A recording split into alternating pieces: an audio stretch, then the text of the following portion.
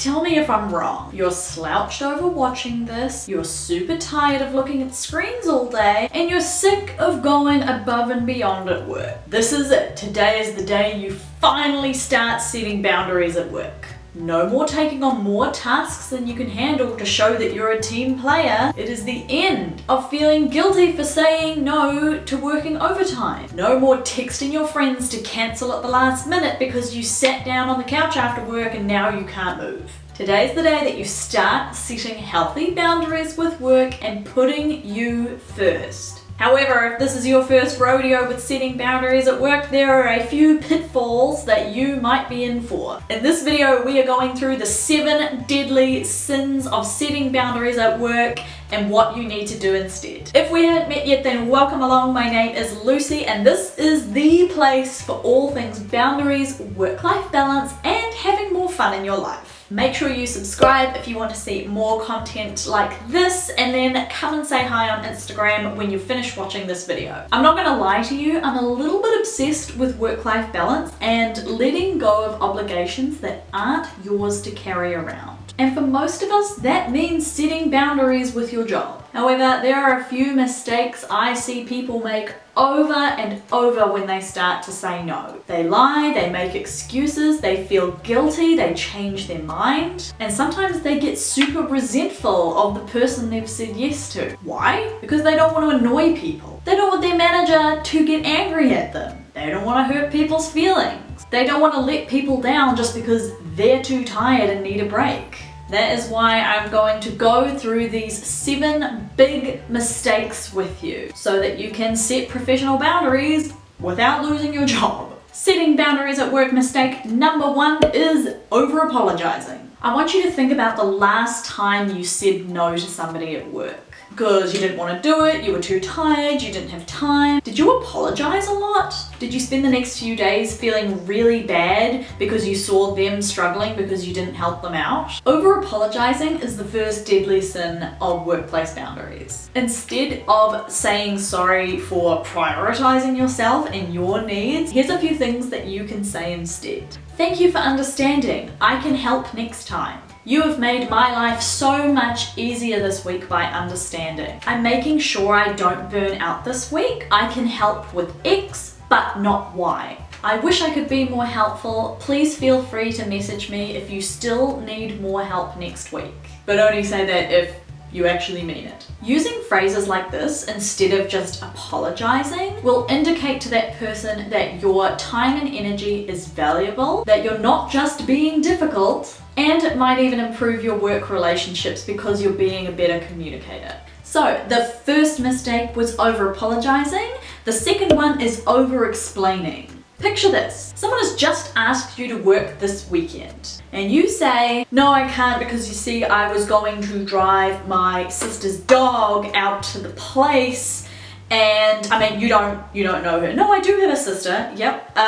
And sorry, I can't do it. Did you ask Jenna? I don't. Oh, no. Okay, I guess I can do it. Yeah. Now imagine somebody asking where you don't over-explain yourself. No, sorry, I can't do it. And then you both move on with your day. Over-explaining is a classic people-pleaser behavior where you don't want to hurt their feelings or you don't want to get in trouble. In general, people don't want you to waste their time. They just want a yes or no answer. When somebody asks you to do something and you don't want to do it, just say no. Your time and their time is valuable. Don't waste time over-explaining. Deadly sin number 3 is not being able to change your mind. This is something I hear from clients all the time. Lucy, I already said yes and I don't want to do it. What do I do? Well, you just told me what you want. You don't want to do it. If you've already said yes to something and then realize that you should have said no, you need to practice being brave and changing your mind. Even if it feels awkward, even if it feels draining to think about, it's going to cost you a lot more in the long run to just do it. Because in the present, will people get annoyed? Will there be consequences of changing your mind? Yeah, maybe. But the negative consequences of consistently ignoring your gut instinct over your whole life is much higher. While you're learning to set boundaries, get comfortable with changing your mind until you learn how to say no the first time. Mistake number 4 is trying to change or control other people. When you start setting boundaries, you might start to notice some toxic or controlling behavior from the people around you. Now, bear with me, this is going to get hard to follow. You can't change other people. For example, if you have a boss that always asks you to stay late or gets you to do things without ever asking for your input, it is tempting to start pointing out all the things that annoy you. However, you can only focus on yourself and how you respond to the situation. I had a client with this exact problem at work. Her boss would always ask them to cover shifts at the last minute. I'm talking like Friday evening, they would ask them to work Saturday. She would always say yes because it was expected, and she never felt appreciated for the effort that she put in. She'd been working there for years, and she knew that management wouldn't change, and she can't control them because you can't control other people. Rather than quit, get angry, or point out all the things that they were doing wrong, she simply told them in very clear terms that if they wanted her to work an extra shift, they had to ask her 3 days in advance or she would say no. Instead of trying to change the managers, she set a higher standard for how she expected to be treated at work. Deadly sin number 5 is complaining. More specifically, complaining without actually doing anything about your current situation. There is a big difference between talking something out with somebody who you trust and whinging about something without taking action. You're gonna spend about a third of your life at work. For a third of your life, are you just going to complain and let people push you around but never do anything about it? Or are you going to stand up for your mental health? If you want a solution to this, the first step is to download my free work-life balance daily planner, which will be linked below. Whew, get in there. The 6th mistake is ignoring the signs of burnout. I mean, being tired is just a normal part of being a working adult, right?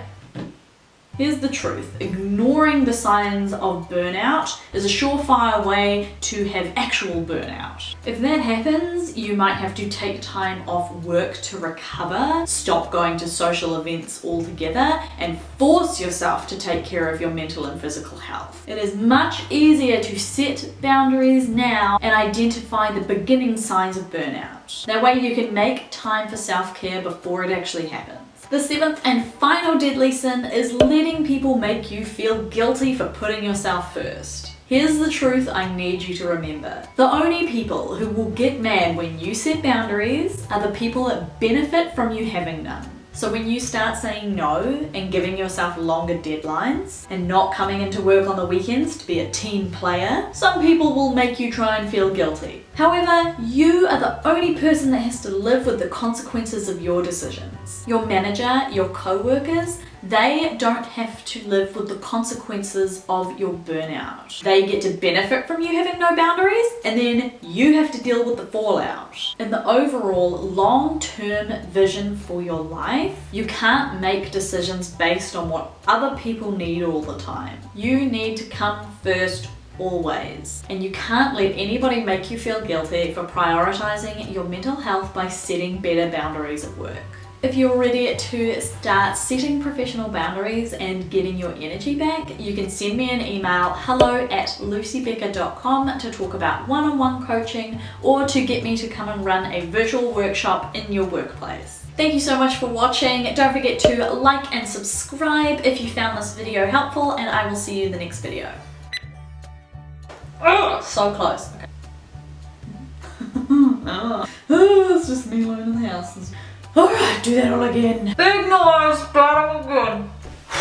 Oh my gosh, I can't breathe. Woo. Woo. Okay, we're cutting that out. The classic people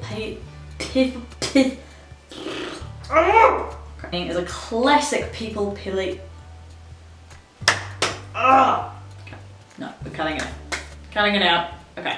The 7th and final deadly sin is, oh my gosh, it doesn't even sound my voice. Okay, hold on. 7th and finally, that's it, we're done. Stop recording, I've lost my mojo. It's gone for a week. Okay.